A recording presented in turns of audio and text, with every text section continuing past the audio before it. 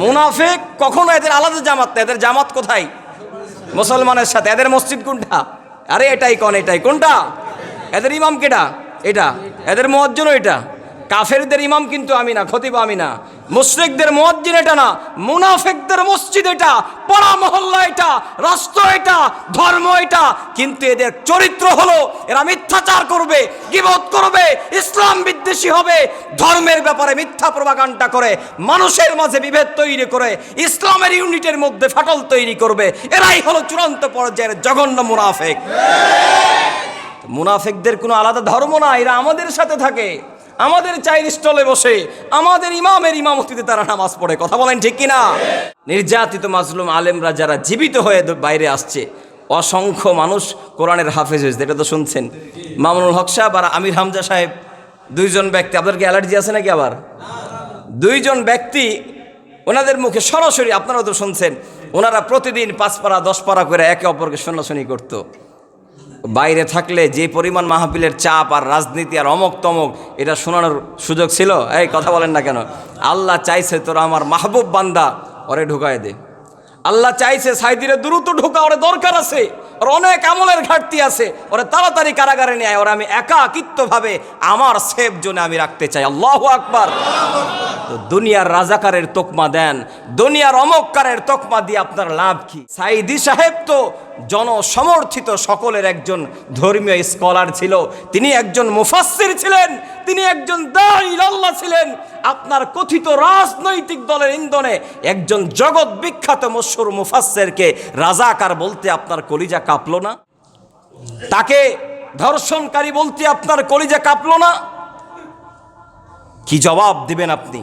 ও মুসলমান শোনেন, গজওয়াতুল হিন্দ খুব সন্নিকটে। আমরা আপনারা যারা নির্বাচন নিয়ে মেতে আসি, আমরা আপনারা যারা দেশ ভাগ নিয়ে মেতে আসি, এটা খুব একটা বেশি দিন নয়। পুরা বিশ্বের মুসলিম উম্মার অবস্থা খুব দুর্বিষহ। গজওয়াতুল হিন্দের সূচনা, গজওয়াতুল হিন্দের যে দামামা বাজতেছে, আসেন এই সমস্ত রাম বাম তন্ত্র মন্ত্রকে ভুলে যে গজওয়াতুল হিন্দের সূচনায় উজ্জীবিত হয়ে নিজেকে একজন হিন্দের যোদ্ধা হিসেবে প্রস্তুত করেন, আর সমস্ত রাম বামদের বিপক্ষে লড়াইয়ের প্রস্তুতি গ্রহণ করেন। মসজিদের সিজদাগুলা হোক গজওয়াতুল হিন্দের সূচনায়, জায়নামাজের কান্নাগুলা হোক মুসলমানদের বিজয়ের সূচনায়, পৃথিবীর সমস্ত ইবাদতগুলোকে গজওয়াতুল হিন্দের একত্ববদ্ধ সুতায় গাঁথার চেষ্টা করেন। সমস্ত কথাকে ভুলে যান। গজওয়াতুল হিন্দের যে সহিহ সুন্নাহ আকীদা মতো যে হাদিস এবং আয়াত আছে, এগুলাকে আসেন লালন পালন করি। প্রত্যেকটা মসজিদের মেহরাব থেকে মুসলমানকে জিহাদের আহ্বান করা হোক, প্রত্যেকটা মসজিদের মেহরাব থেকে আল্লাহর জমিনে আল্লাহর খেলাফত প্রতিষ্ঠার স্বপ্ন দেখানো হোক। এই প্রত্যাশা আমাদের করা দরকার আছে কি নাই? এখনো মসজিদগুলা সংস্কার হয় নাই, এখনো চাটুকার ইমাম এবং খতিব দিয়ে শত মসজিদ চালাচ্ছে, যাদের কবরের নিচের ফজিলত এখনো শেষ করা হয় নাই। কথা বলেন ঠিক কিনা? মনে রাখবেন, কবরের নিচের তাসবির ফজিলত, মসজিদের কোনায় জায়নামাজে বসে তসবিহ টিপার ফজিলত, ফাজাইলে আমল আর সাদাকাতের ফজিলত দিয়ে আপনি আল্লাহর জমিনে দ্বীন প্রতিষ্ঠা করতে পারবেন না। দ্বীন প্রতিষ্ঠা করতে হলে তাসবির দানা টানতে টানতে, জায়নামাজে সিজদা দিতে দিতে চোখকে তেজস্ব বাঘের মতো করতে হবে। তসবির দানা টানতে টানতে হাতকে তরবারি চালানোর জন্য প্রস্তুত করতে হবে। জিকির আসকার করতে করতে এই জবানের মধ্যে নারায়ে তাকবীর আল্লাহু আকবার আওয়াজকে বুলন্দ করতে হবে। আপনারা কি আল্লামা দেলোয়ার হোসেন সাঈদী সাহেবের ওয়াজ শুনতেন না?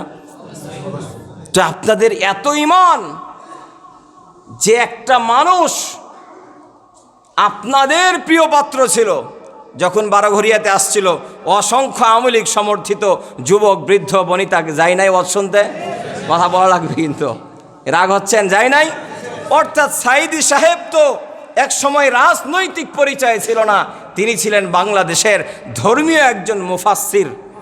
কিন্তু যখন তাকে ভিনদেশীদের চক্রান্তে পড়ে রাজাকারের ট্যাগ দিল, এই মানুষগুলাই দলের পূজা করতে যে, ব্যক্তির পূজা করতে যে, কিছু বুঝুক আর না বুঝুক তারাও রাজাকার বলে। তা আমি ওরে বললাম, আপনি রাজাকারের মানে বুঝেন? আপনার বাপদাদা 14 গোষ্ঠী তো অমুক অমুক অমুক দল করে, তো সাঈদী সাহেবের কি ওয়াজ শুনতো না? আজকে যদি আওয়ামী লীগের জায়গায় বিএনপি তারে রাজাকার বলে ঢুকতো, এখানে বিএনপির ভাইরা কি ওই সাঈদী সাহেবের ওয়াজ শুনতেন না? আমার যেটা বোঝানোর উদ্দেশ্য, আপনাদের আবার বাইরে সমালোচনা করার অভ্যাস আছে আজাইপুরের লোকের, এটা আমি জানি, এই জন্য বুঝেন। মানে আমার এখানকার 2টা বয়ান নিয়ে নাকি আমি জামাত বিরোধী বয়ান করছি, আমি যে লাইভে স্পষ্ট বলছি, এটা আমি বাজার থেকে শুনি। এজন্য আমার ইতমিনান বিল কলব যে আমার বয়ান আজাইপুরের লোক কম বুঝে, এখানে বুঝে আমাকে প্রশ্ন না করে ওরা বাজারে যা গল্প করে। আইরে সুবহানাল্লাহ, সমাধানের দরকার কই আর করে কোথায়? আজকে হয়তো অমুকের বিপক্ষে যায় তাই আপনি কষ্ট পাচ্ছেন, অমুক কি আপনার ব্লাডের কেউ? অমুকের জন্য কষ্ট নিয়ে আপনার ঈমান হারায় দিচ্ছেন কেন? আমি কি বুঝাইতে পারতেছি? অমুক তো আপনার দুনিয়ার একটা সিস্টেমেটিক বন্ধন। আরে বেটা, নিজের ব্লাডের বন্ধনই তো কিয়ামতের ময়দানে আপনাকে কিছু করতে পারবে না। ইয়াউমা ইয়াফিরুল মারউ মিন আখি ওয়া উম্মিহি ওয়া আবিহি ওয়া সাহিবাতিহি ওয়া বানি। এই 3টা কথা আল্লাহ ব্লাডের বিষয়ে বলেছে। নিজের সহোদর ভাই চিনবে না, নিজের জন্ম দেওয়া বাবা চিনবে না, পেটে রাখনেওয়ালা মা তোমাকে জানবে না, তাহলে যাদেরকে নিয়ে আসছে গা বিষ বিষ করে, এরা চিনার কোনো সুযোগ আছে? এই মেয়েরা কথা বলেন না কেন, আছে? এই জন্য বলতেছে ওখান থেকে ফিরে আসেন, ঝাড়েন, ইমানকে ঘষা মাজা করেন, বাদ দেন সব সব তন্ত্র মন্ত্র বাদ দিয়া কোরআনের শাসনতন্ত্র কায়েম করেন। না পারলেও চুপ থাকেন, আল্লাহর কাছে আশা করতে পারেন দুনিয়া আখেরাতে আপনি সফল কাম হবেন ইনশাআল্লাহ। শুক্রবারের দিন গাড়িটাকে ধুইতে হবে, ধয় কি না? ধুইতে ধুইতে অনেক মানুষ জামাতও ফেল করবে। শুক্রবারের দিন পোশাক ধোয়া লাগবে, শুক্রবারের দিন সেলুনে যেতে হবে, শুক্রবারের দিন সন্তানকে, বউকে, বিবিকে সময় দিতে হবে, নানানভাবে রুটিন সাজানো আছে। কিন্তু বান্দা জানে না আজকে শুক্রবারের দিন পুরা সপ্তাহের গুনাহ মাফ করবেন আমার মালিক, তাড়াতাড়ি মসজিদে আমাকে যেতে হবে। বান্দার কলবের মধ্যে এই ইহসাস আর অনুভূতি আসে না কি? তাই তো কথা। বান্দা দুনিয়ার সব জিনিসের দাম বুঝলা? প্রিয় ভাই আমার, যুবক আমার, সব জিনিসের মূল্য তোমার কাছে আকাশচুম্বী। তুমি যে কতটুকু প্রিয় আমার মালিকের কাছে, এটা তুমি কখনোই চিন্তা করে দেখলা না। আল্লাহ তাআলা এটাই বলতেছেন, কুল ইয়া ইবাদিয়াল্লাযীনা আশরাফু আলা আনফুসিহিম লা তাকনাতু মির রাহমাতিল্লাহ। সমগ্র দুনিয়ার মধ্যে আকলমান যারা বিবেকওয়ালা, যাদেরকে আমরা জ্ঞানী মনে করি, জ্ঞানীর সংজ্ঞা হচ্ছে দুনিয়ার বিচক্ষণতা না, জ্ঞানীর সংজ্ঞা হচ্ছে আখেরাতের বিচক্ষণতা। জ্ঞানীর সংজ্ঞা কি? আখেরাতের বিচক্ষণতা। আল্লাহ তাআলা কারো বাহ্যিক চাকচিক্য, আভিজাত্য, পোশাক, উপস্থাপনা, আবৃত্তি, এগুলো আল্লাহ দেখে না। ওয়ালাকিন ইয়ানালুহু তাকওয়া মিনকুম। আল্লাহ যেটা দেখেন সেটা হলো বান্দার কি? কলব, বান্দার অন্তর, বান্দার দিল। আমি কি বুঝাইতে পারতেছি কথাগুলো ভাই আমার? তো দেখেন প্রিয় ভাই আমার, একজন রিক্সাওয়ালা, একজন ভ্যানওয়ালা, একজন রাজমিস্ত্রি, একজন কাঠমিস্ত্রি, একজন পর অধীনের শ্রমিক, সে আল্লাহর গুরুত্ব বুঝে, সে আজানের গুরুত্ব বুঝে, সে ইবাদতের গুরুত্ব বুঝে। তার ছিঁড়া পাঞ্জাবি, তার গায়ে দামি আতর নাই, ঘামের দুর্গন্ধ, মাথায় টুপিটাও নাই, চুলগুলো আউলা ঝাউলা আছে, ভালো সুন্দর স্বচ্ছ জামার তৌফিক নাই, কিন্তু তার কাছে তার রবের গুরুত্ব আছে। কি আছে? তার কাছে তার রবের গুরুত্ব আছে। মালিক বলতেছেন, আফালা তাতাফাক্কারুন, তোমরা কাদেরকে জ্ঞানী মনে করো? আফালা তাতাফাক্কারুন, কাদেরকে নিয়ে তোমরা চিন্তা করো? জ্ঞানী তো ওই মানুষটা যেই মানুষের কাছে তার রবের কি আছে? গুরুত্ব আছে। কিন্তু সমাজে আজকে এই মানুষগুলা কি গুরুত্ব পায়? কথা বলেন না কেন? সমাজে আজকে এই মানুষগুলা গুরুত্ব পায় না। কষ্ট নেবেন না, আমি বোঝানোর জন্য বলতেছি। সারা জিন্দেগি আগের কাতারে নামাজ পড়েছে, সারা জিন্দেগি যার তাকবীরে উলা মিস হয় নাই, সারা জিন্দেগি সে ইমামের পিছনে এক ওয়াক্ত নামাজকে কাজা করে নাই, শীতে তাকে বাড়িতে রাখতে পারে নাই, গরমে তাকে বাড়িতে রাখতে পারে নাই, তার জিন্দেগি কেমন যেন মসজিদের ইমামের কেরাতের সাথে লেগে আছে। এই মানুষগুলাকে মাসাজিদ মাদারিসের দায়িত্ব কিন্তু দেওয়া হয় না, কারণ সে গরিব, কারণ তার দুনিয়ার জাগতিক কোনো কি নাই। কিন্তু আমার কাছে মনে হয় হাকিকতে এরাই হলো মসজিদ আবাদের প্রকৃত হকদার। কথা বলেন ঠিক কিনা? আমি বুঝাইতে পারতেছি, রাগ করতেছেন? মসজিদ তো আবাদ তারা করবে, মাদারিস তো আবাদ তারা করবে যারা এই মাসাজিদ এবং মাদারিসের রবের সাথে কলবকে কি রাখে? লাগায় রাখে। আবার পরোক্ষভাবে একটা নোট করেন, এই মানুষগুলাকে আপনি কখনো দায়িত্বেও পাবেন না। এরা সব সময় আপনার আমার ধরা ছোঁয়ার কোথায় থাকে? মনে করলে এদের দৌড় আপনি খুঁজে দেখেন, এই মানুষগুলোকে জিন্দেগিতে আপনি দায়িত্বের কাতারে নিয়ে আসতে পারবেন না। জিন্দেগিতেও আপনি এদেরকে দায়িত্বের কাতারে নিয়ে আসতে পারবেন না। আপনি আমাদের অতীতের মুহাক্কিক বুজুর্গ ওলামা একরাম, সাহাবা একরামের ইতিহাস পড়েন। এই মানুষগুলা যাদের কলব রবের সাথে টাঙানো আছে, এরা কখনো দায়িত্ব নিতে চাইতো না। কেন জানেন? দায়িত্ব এমন একটা জিনিস, যেহেতু আসলো বলি 1 মিনিট। আল্লাহ রসুল সাল্লাল্লাহু আলাইহি ওয়াসাল্লাম বলেছেন, যেই বান্দা দায়িত্বর প্রত্যাশা করে, দায়িত্ব ছিনিয়ে নেওয়া তো দূরে থাক, গত 15 বছরে ভোট ভাটালি যেটা হয়েছে ওটা বাদ দেন, মানে দায়িত্বের প্রত্যাশা করে, তাহলে ছিনিয়ে নেওয়ার তো আলাদা ব্যাপার। ছিনিয়ে নেওয়া আরও বেশি কঠিন না? কথা বলছেন না কেন? দায়িত্বের অন্তরে কি করে? প্রত্যাশা করে, ইসরে আমারও যদি এটা হইতাম, আমারও যদি কোনোভাবে এখানে একটু সুযোগ দিত। তদবির বাদ, তদবির করলে তো ওই লাইন থেকেই বাদ হয়ে যাবে, শুধু দিলের মধ্যে প্রত্যাশা করে। আল্লাহর পয়গম্বর বলতেছেন, এ দায়িত্বশীল হওয়ার পরে সে নিঃসন্দেহে বেইজ্জত হবে, সেটা 2 দিন আগে হোক কিংবা পরে। কথা কি আমি বুঝাইতে পারলাম? আর যারা প্রত্যাশা করে না, যাদেরকে জোর করে দায়িত্বের মধ্যে বসানো হয়, যাদেরকে জোর করে দায়িত্বের মধ্যে বসানো হয় দ্বীনি স্বার্থে, আল্লাহর পয়গম্বর বলতেছেন, সে শত অযোগ্য হলেও তার সমস্ত কাজের পিছনে আল্লাহ তাআলা তার কুদরতি হাত দিয়ে তাকে সহযোগিতা করে। আল্লাহু আকবার। পরোক্ষভাবে রসুলের হাদিসের একটা টুকরা শুনবেন। আল্লাহ রসুল পয়গম্বর বলেছেন, দায়িত্ব এমন একটা কঠিন জিনিস, কুল্লুকুম মাসউলুন ওয়া কুল্লুকুম রাঈন আন রাইয়াতিহি, যে কিয়ামতের কঠিন ময়দানে প্রত্যেক দায়িত্বশীলকে তার দায়িত্ব সম্পর্কে জিজ্ঞাসা করা হবে। আর যদি তার যাররা মিলি সেকেন্ডের হিসাব দায়িত্বশীল দিতে না পারে, কিয়ামতের কঠিন দিনে ফাহালাকান নাস, ওই মানুষ ধ্বংসের দ্বার প্রান্তে দাঁড়িয়ে শুধুমাত্র আফসোস আর হাই হুতাশ করবে, যদি ওই দায়িত্ব আমার জিন্দেগিতে না আসতো, তাহলে আজকের এই কঠিন নির্মম দিন আমাকে দেখতে হতো না। নাউজুবিল্লাহি মিন যালিক। দায়িত্ব প্রত্যাশীদের ব্যাপারে এই কথাটা আসছে। আমার কথাটা কি বুঝতেছেন আপনারা? তো যাই হোক, যেটা বলতেছিলাম, যে আল্লাহর কাছে তো প্রিয় তারা যাদের অন্তর সবসময় তার রবের সাথে লেগে আছে। হোক দুনিয়ার কোনো আভিজাত্য নাই, দুনিয়ার কোনো চাকচিক্য নাই, সে রিক্সাওয়ালা, চাওয়ালা, চা বিক্রেতা, পান বিক্রেতা, কিন্তু তার রবের গুরুত্ব তার কাছে বেশি আছে। দুনিয়ার সব চলে যাবে, কাঠ মিস্ত্রি দোকান লাগায় দিছে, কেন? তাই রব আমাকে ডেকেছে, তোমার কোটি টাকার ডাক শোনার আর সময় নাই। চাওয়ালা কাপ বন্ধ করে দিয়েছে, রব আমাকে ডেকেছে, তোমার কথা শোনার আর দরকার নেই। রিক্সাওয়ালা প্যাডেল চালানো বন্ধ করে দিয়েছে, বলে ভাই আপনি যাবেন না? বলে তুমি শোনো না, রিক্সা তো আমি চালাই দুনিয়ার কল্যাণের জন্য। মসজিদের মিনার থেকে মুয়াজ্জিন বলল, হাইয়া আলাল ফালাহ, কল্যাণের দিকে আসো। মালিক যে কল্যাণ তার বান্দার জন্য মসজিদে রেখেছে, নিঃসন্দেহে সমস্ত দুনিয়া তালাশ করেও ওই কল্যাণ কোনো মানুষ দুনিয়াতে খুঁজে পাবে না।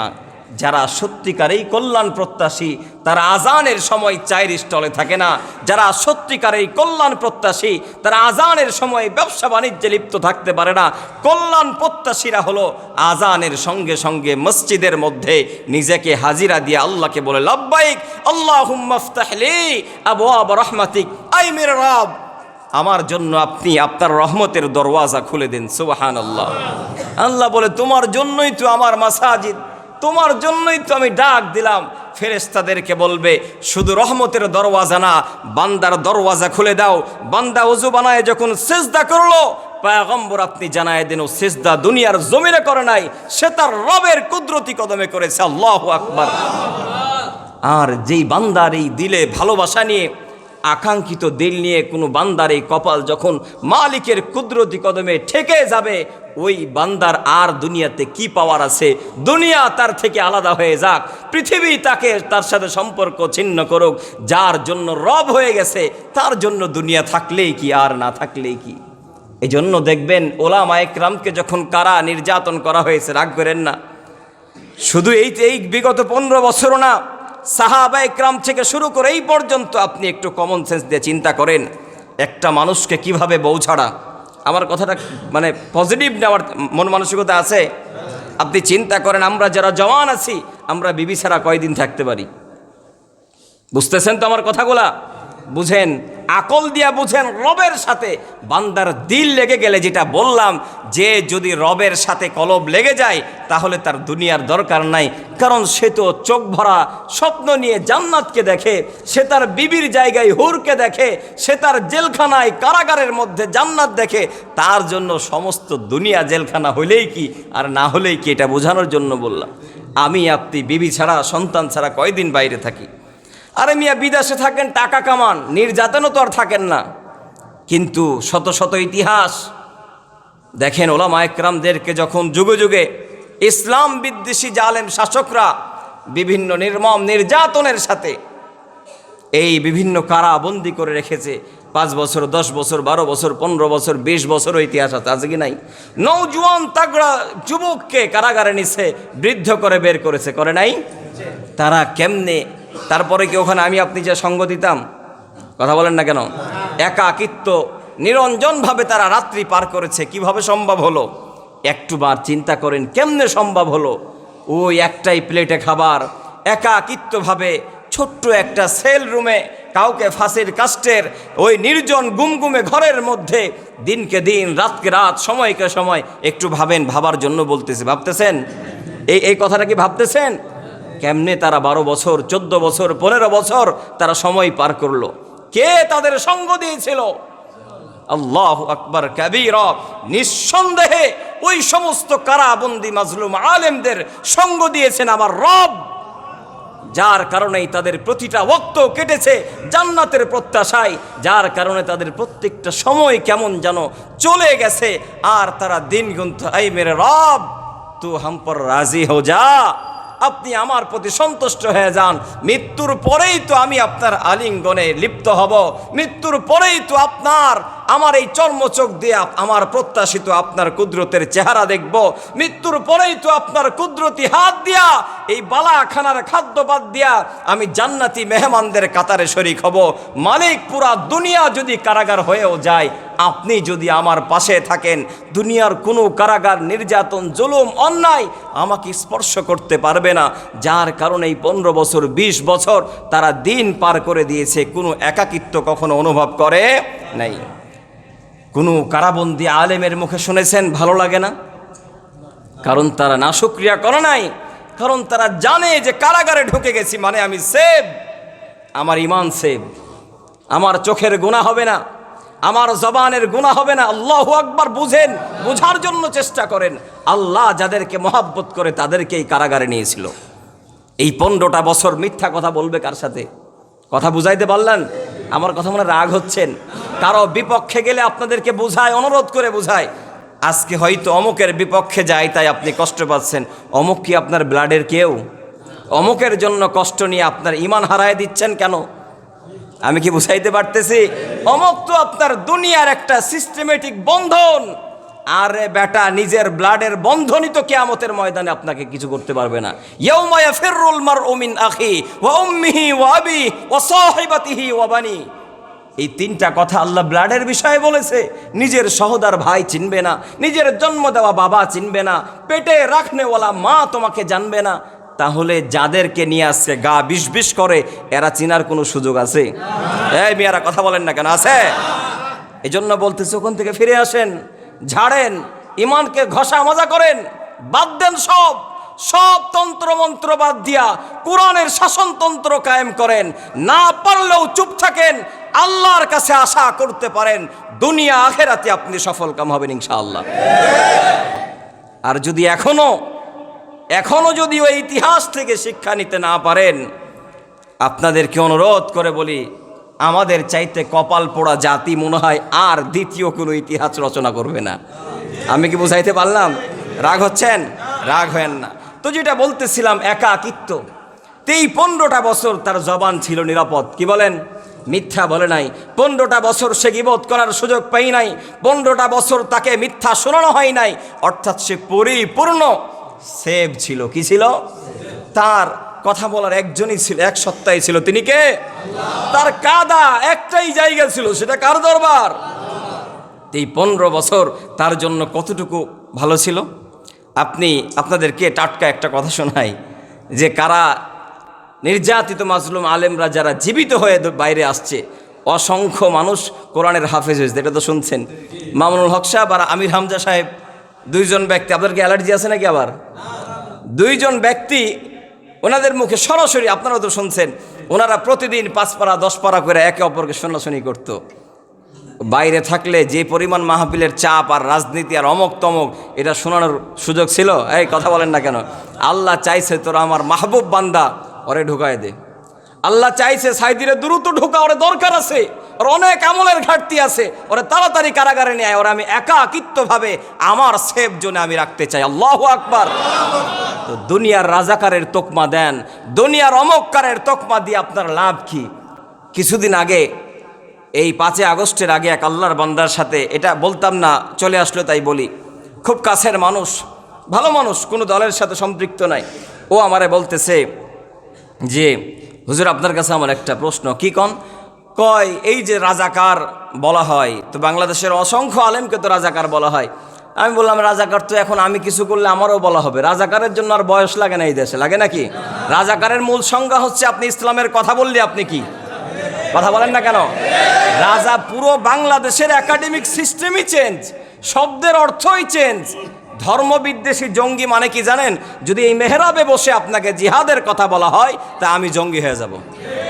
অথচ বছর বছর আরাকান প্যালেস্টাইনে হামলা করলো ইসরায়েল, তাদেরকেই বাংলাদেশের মুসলমানদের ঘামে ঝরানো অর্থে পয়সায় পরিচালিত সুশীল নামধারী মুসলিম আর এই নাস্তিকদের বাচ্চারা কখনোই তাদেরকে রাজাকার, উগ্রবাদী, জঙ্গিবাদী বলে নাই।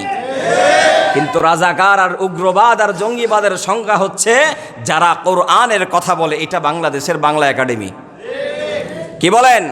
এজন্য তো আমার মনে হয় শুধু সংবিধান পরিবর্তন নয়, সংবিধানের সাথে প্রত্যেকটা বাড়িতে ঢুকে ঢুকে বাংলাদেশের গণতান্ত্রিক প্রত্যেকটা মানুষের কলবকে পরিশুদ্ধ করা আগে দরকার। কথা বলেন ঠিক কিনা?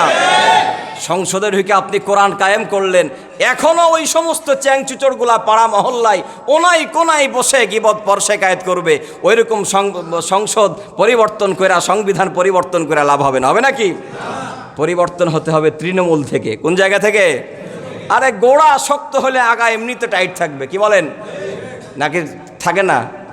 কথায় আসলো যেহেতু তাই বললাম। তুমি বলতেছে রাজাকার বলা হয় কেন? আমি ওনাকে একটাই কথা বলেছিলাম, দেখেন যে আওয়ামী লীগ শাসনামলে যারা আওয়ামী লীগ করেন, এই সমস্ত আওয়ামী লীগের প্রবীণ মানুষ যারা আওয়ামী লীগকে রাষ্ট্রীয় দল হিসাবে যারা করতে, এখানেও যারা করেন, আপনাদেরকেই বলি, বাদ দেন ওই গল্প, আপনাদেরকেই বলি, আপনারা কি আল্লামা দেলোয়ার হোসেন সাঈদী সাহেবের ওয়াজ শুনতেন না? তো আপনাদের এত ঈমান যে একটা মানুষ আপনাদের প্রিয় পাত্র ছিল, যখন বারোঘরিয়াতে আসছিল অসংখ্য আওয়ামী লীগ সমর্থিত যুবক, বৃদ্ধ, বনিতা যায় নাই ওয়াজ শুনতে? কথা বলা লাগবে কিন্তু, রাগ হচ্ছেন, যায় নাই? অর্থাৎ সাঈদী সাহেব তো এক সময় রাজনৈতিক পরিচয় ছিল না, তিনি ছিলেন বাংলাদেশের ধর্মীয় একজন মুফাসসির। কিন্তু যখন তাকে ভিনদেশীদের চক্রান্তে পড়ে রাজাকারের ট্যাগ দিল, এই মানুষগুলাই দলের পূজা করতে যে, ব্যক্তির পূজা করতে যে, কিছু বুঝুক আর না বুঝুক তারাও রাজাকার বলে। তা আমি ওরে বললাম, আপনি রাজাকারের মানে বুঝেন? আপনার বাপদাদা 14 গোষ্ঠী তো অমুক অমুক অমুক দল করে, তো সাঈদী সাহেবের কি ওয়াজ শুনতো না? আজকে যদি আওয়ামী লীগের জায়গায় বিএনপি তারে রাজাকার বলে ঢুকতো, এখানে বিএনপির ভাইরা কি ওই সাঈদী সাহেবের ওয়াজ শুনতেন না? আমার যেটা বোঝানোর উদ্দেশ্য, আপনাদের আবার বাইরে সমালোচনা করার অভ্যাস আছে আজাইপুরের লোকের, এটা আমি জানি। এই জন্য বুঝেন, মানে আমার এখানকার 2টা বয়ান নিয়ে নাকি আমি জামাত বিরোধী বয়ান করছি, আমি যে লাইভে স্পষ্ট বলছি, এটা আমি বাজার থেকে শুনি। এজন্য আমার ইতমিনান বিল কলব যে আমার বয়ান আজাইপুরের লোক কম বুঝে, এখানে বুঝে আমাকে প্রশ্ন না করে ওরা বাজারে যা গল্প করে। আইরে সুবহানাল্লাহ, সমাধানের দরকার কই আর করে কোথায়? বুঝেন, আমার বোঝানোর উদ্দেশ্য হলো যে সাঈদী সাহেব তো জনসমর্থিত সকলের একজন ধর্মীয় স্কলার ছিল, তিনি একজন মুফাসসির ছিলেন, তিনি একজন দাঈ ইলাল্লাহ ছিলেন। আপনার কথিত রাজনৈতিক দলের ইন্ধনে একজন জগৎ বিখ্যাত মশহুর মুফাসসিরকে রাজাকার বলতে আপনার কলিজা কাঁপলো না? তাকে ধর্ষণকারী বলতে আপনার কলিজা কাঁপলো না? কি জবাব দিবেন আপনি? আমার বোঝানোর, আমি উদ্দেশ্যটাকে বুঝাইতে পারলাম? দলের পরিচয় বাদ, তো যেই মানুষটা একজন মানব রচিত ধর্মের অনুসারীর কথা শুনে একজন প্রখ্যাত আলেমে দিনকে আপনি তোকমা লাগাইতে পারেন, আপনাকে তো দাজ্জাল আসার পরে যখন বলবে যে আমি আল্লাহ, জান্নাত জাহান্নাম দেখাবে, আপনার ঈমান হারাইতে তো 2 মিনিটও লাগবে না। কথা বলেন ঠিক কিনা? যেই মানুষটা দীর্ঘ 15-20 বছরের প্রেম, সাইদি সাহেবের ওয়াজে মুরব্বীদের একটা প্রেম ছিল কি ছিল না? এই দীর্ঘ প্রেমটাকে 2 মাস 4 মাসের রাজাকারের তোকমাতে ভুলে গেলেন। ওই মানুষটাকে যখন দাজ্জাল জান্নাত দেখাবে, জাহান্নাম দেখাবে, তখন কি আপনি এই কথাটা আপনার পরিবর্তন করতে আর সময় লাগবে? আমি আপনাকে বুঝাইতে চাই, দেখেন, বাংলাদেশের রাজনৈতিক দল হলো নিছক একটা পছন্দের জায়গা, কিন্তু ইসলামকে যখন প্রশ্নে আসবে, ইসলাম যখন এই জায়গাগুলোতে আসবে, আপনার কাজ হলো ইসলামকে প্রাধান্য দেওয়া। সেখানে দল মত তন্ত্র মন্ত্র সব কিছু বাদ। ওই আয়াতটা নিয়েই আমি আজকের আয়াত পড়েছি, সুবহানাল্লাযী আসরা বিআবদিহি লাইলাম মিনাল মসজিদিল হারাম ইলাল মসজিদিল আকসা আল্লাযী বারাকনা হাওলাহু লিনুরিয়াহু মিন আয়াতিনা ইন্নাহু হুয়াস সামিউল বাসীর। এই আয়াতটাকে বোঝানোর জন্যই এত কথা বললাম। মেরাজের অবশ্যই এই পবিত্র রজব মাসেই মেরাজ সংগঠিত হয়েছিল, কিন্তু তৎকালীন সময়ে মেরাজ যে 27শে রজবেই হয়েছে, এটা নিয়ে একটু কি আছে, মতানৈক্য আছে। এটা নিয়ে কি সহিহ হাদিসে একটু মতানৈক্য আছে, কিন্তু মেরাজ সত্য, এটা এই আয়াতের মাধ্যমে সহিহ হাদিসের মধ্যেও বর্ণিত আছে। এটা মেরাজকে যদি কেউ অস্বীকার করে তাহলে সঙ্গে সঙ্গে সে বেঈমান হয়ে যাবে, কাফের হয়ে যাবে। কিন্তু 27 দিন যে রাত্রে মেরাজ হয়েছিল, এই কথাটা নিয়ে একটু মতভেদ আছে। যদি এটা ওইরকম গুরুত্বপূর্ণ হইতো তাহলে সাহাবা একরাম একটা ধারাবাহিক আমল করতো কি করতো না? আল্লাহ রসুলের মেরাজের পরেই তো সমস্ত বিধান। তা সাহাবা একরাম যদি এই দিনটাকে ওইভাবে আনুষ্ঠানিকভাবে পালন করত, তাহলে তো অবশ্যই এটা ইতিহাসে লেখা থাকতো। যেমন 14 শাবান নিসফে শাবানের ব্যাপার, শাবানের 14 তারিখ দিবাগত রাত্রে আমরা যেটাকে শবে বরাত বলি, নিসফে শাবান, এটার ব্যাপারে যেমন অসংখ্য সহিহ হাদিস আছে, কিন্তু মেরাজের 27শে দিবাগত রাত্রের ব্যাপারে সহিহ হাদিস নাই। তবে মেরাজটা সত্য ঘটনা, এজন্য প্রসিদ্ধ বললাম যে প্রসিদ্ধ একটা দিন এই মেরাজের রাত্রবেলায়। এখন এটা আবার মনে করেন না যে মেরাজ কি নাই, আল্লাহ মাফ করুন, মেরাজ তো সহিহ হাদিস এবং কোরআন দ্বারা প্রমাণিত। এই মেরাজ যদি না হতো তাহলে আজকের এই আলোচনা, বিধান, এই নামাজ, এগুলো পাইলাম কোত্থেকে? এই সমস্ত বিধানের সূচনা কোত্থেকে আসছে? মেরাজ থেকে আসছে। এটা আগামী জুমায় আমার আলোচনা। তো আমার এই আয়াতের মূল বিষয় হলো আল্লাহ রসুল সাল্লাল্লাহু আলাইহি ওয়াসাল্লাম তিনি গেলেন মেরাজে, ইশারার নামাজের পরে মেরাজে গেলেন, ফজরের আগে আবার ফিরে আসলেন। শর্ট কথা, সামনে সপ্তাহে বলবো। এই আসার পরে ফজরের নামাজের পরে সাহাবা একরামকে বলতেছে, জানো আজকে ইশারের পরে হাতিমে কাবার মধ্যে আমি অবস্থান করছিলাম, এখান থেকে আসলাম বিবির ঘরে, আসার পরে গেলাম, 2 জন ফেরেশতা আসলো বোরাক নামক একটা বাহনে আমাকে সপ্ত আসমান পার করে সিদরাতুল মুনতাহা পার করে আল্লাহর আরশে আজিম পর্যন্ত নিয়ে গেল, জান্নাত জাহান্নাম দেখলাম, বিধান নিয়ে আবার আসলাম। পুরো মেরাজের ঘটনাটা বললো, আমি আগামী জুমায় বলবো, মানে মূল কথাটা বুঝেন। আসার পরে সাহাবা একরামকে এই ঘটনা শোনাইলেন। এই কথাটা কাফেররা শুনছে। কারা শুনছে? শুধুমাত্র কি কাফের শুনছে, আর কেউ শুনে নাই? কারা শুনছে বলেন? তার একটা গ্রুপ আছে এখানে, কারা? মুনাফিকরা। কারা? তো মুনাফিক কিন্তু এরা কাফেরদের সাথে আসে না, এরা কোথায় আসে? আরে মিয়া, ওই মুমিনদের সাথে আসে। মুনাফিক কখনো এদের আলাদা জামাত না, এদের জামাত কোথায়?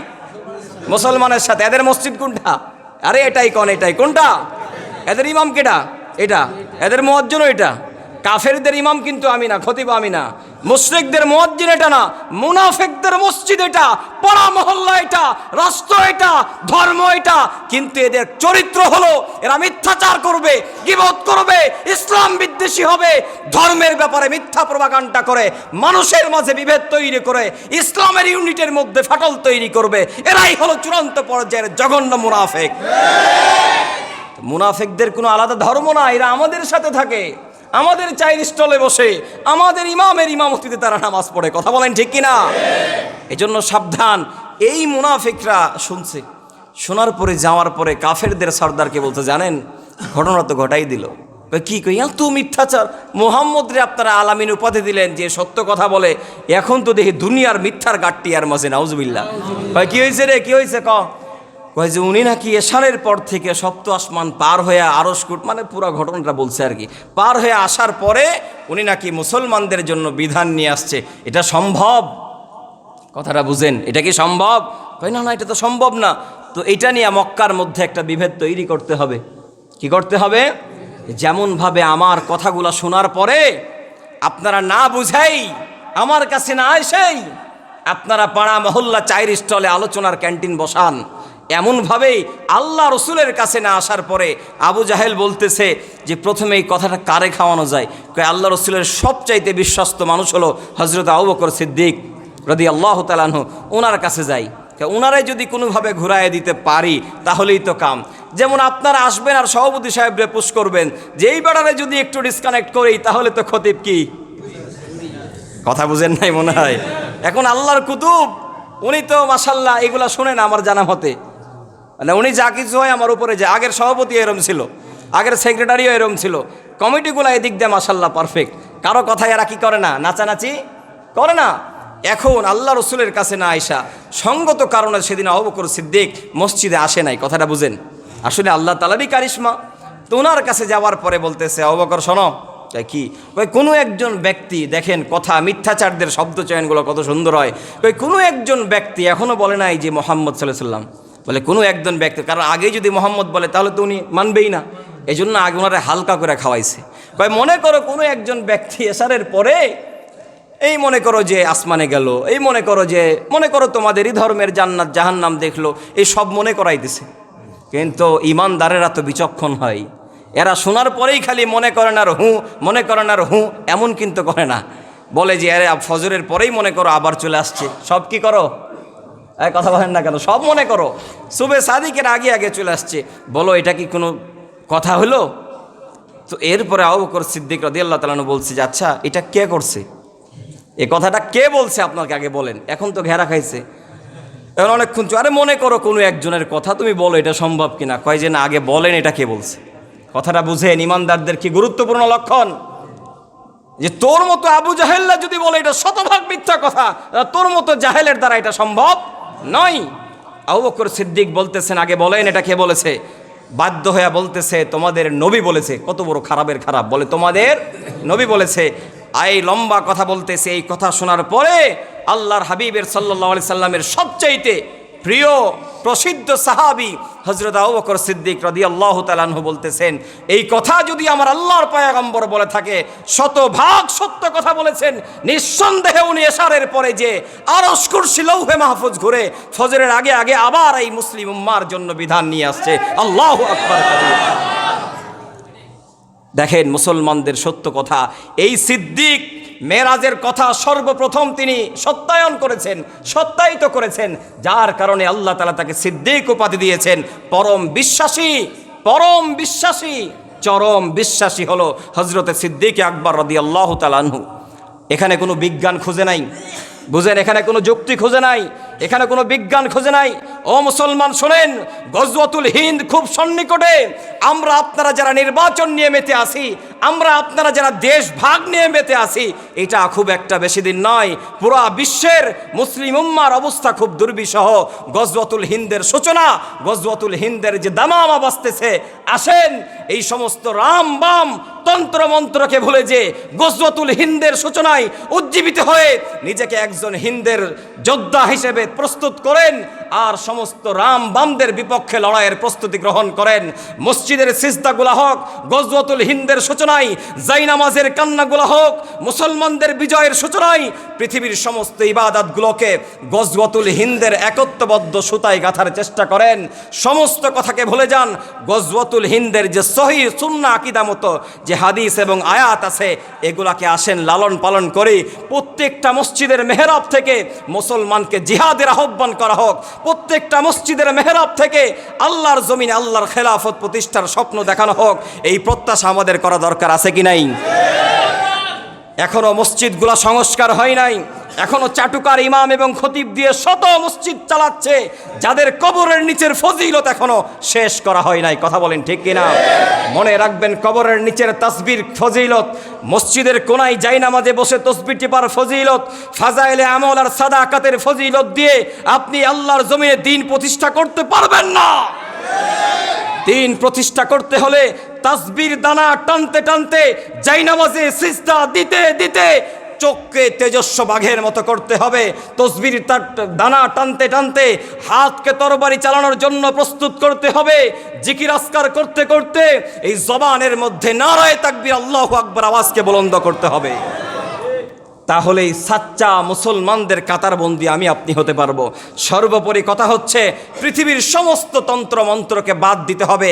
আবু বকর সিদ্দিক রাদিয়াল্লাহু তাআলা আনহুর কাছে যখন এই মেরাজের প্রথম শব্দ আসলো, উনি সব কিছু বাদ দিয়ে বলেছে, যদি এটা আমার পয়গম্বর বলে নিঃসন্দেহে সত্য কথা।